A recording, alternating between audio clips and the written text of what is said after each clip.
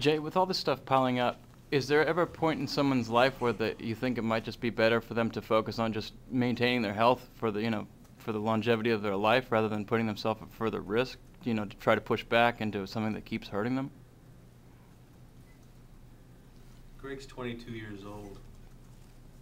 He's got his whole life and his whole basketball life ahead of him. I think Greg has shown so far his ability to rebound from things that have happened to him along the way. Not just basketball stuff, but just stuff in life. And I have a tremendous amount of love and respect for him. And to answer your question, I mean, I think he's got a tremendous future ahead of him. And as I've told Greg, I mean, the way he is as a person, this does not reflect his basketball injuries that he has no bearing on how he is as a person and how I view him or how other teammates or how people view him as a person. And he's been through this before. He knows what it's all about. That's the positive side.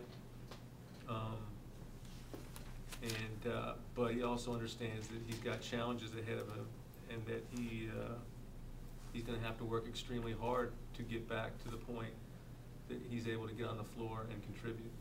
Guys, it's getting late in the hour. We're going to have 2 more questions, and then we'll wrap it up. How was the staff and the team's reaction to finding out that Greg's going to have to go through another microfracture surgery? Well, I will address the team tomorrow. Again, as they mentioned, a lot of this information we're just getting because the decision to go into surgery was just made, and they wanted to make sure that this is exactly what we needed to do. I will talk to the team about Greg being out, but for us, it's a part of the game. We was unfortunate to experience this last year, but the guys pulled together. It'd be an opportunity for someone else to step in. We're looking forward to Joel returning here soon, and we're disappointed. We're hurt for him and for ourselves, and for me, not only for Greg and the team and the organization, but the fans. The potential this kid has, and the expectations that everyone, including myself, had for him.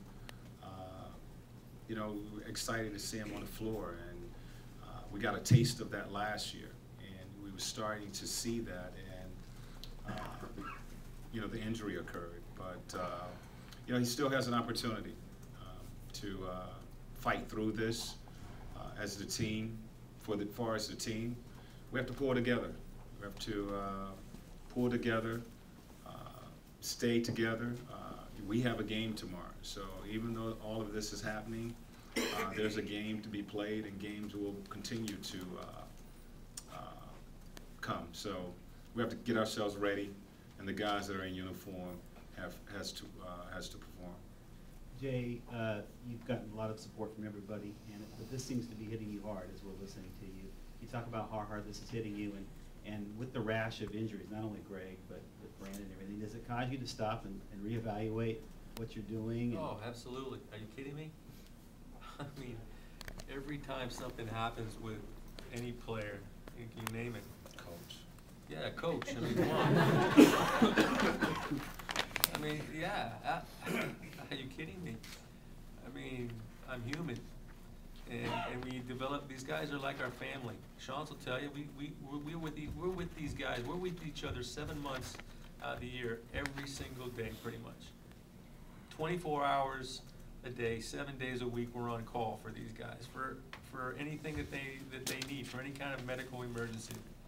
And a lot of times the trainer is the one that hears about stuff going on at home with whatever. And we develop a relationship with them. And so it's personal. Joel, I mean, you live and die with these guys because they're like your own kids.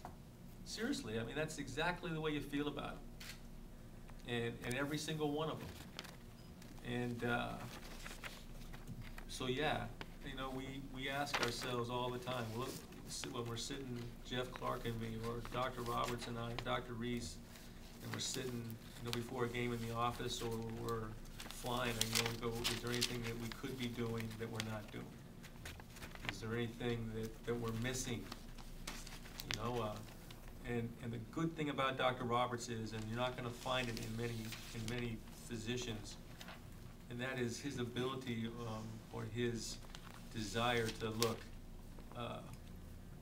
to get second opinions, and how readily he wants to have the right thing done for his player. He'd rather call it a patient, because he'll use him as a patient. But second opinions don't bother him. Look, if it helps the player out, and it's whatever's the best thing for Brandon Roy, whatever's the best thing for Joel, you know, he puts his ego aside and he'll send him to a doctor in Alabama. He'll send him to a doctor in LA. Just because maybe there is something that we're not seeing. And medicine, as I'm finding out more than anything, is not an exact science. It's not in black and white. There's a certain gray area in there.